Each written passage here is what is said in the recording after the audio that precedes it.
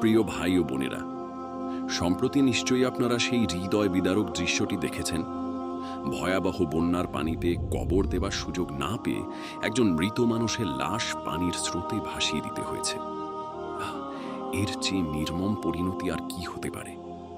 একবার ভেবে দেখুন, জীবিত অবস্থায় আমরা 1 ইঞ্চি জমির জন্য ভাইয়ের সঙ্গে ঝগড়া করি, মামলা মোকদ্দমা করি, সম্পর্ক নষ্ট করি, অহংকার করি, কিন্তু মৃত্যুর পর নিজের সেই জমিতেই কবর হওয়ার সুযোগটুকু পাবো, তার কি কোনো নিশ্চয়তা আছে? তাহলে কিসের এত মোহ, কিসের এত অহংকার? আজ যে জমির জন্য আমরা মানুষকে কষ্ট দিচ্ছি, কাল সেই জমির মালিক হবে অন্য কেউ।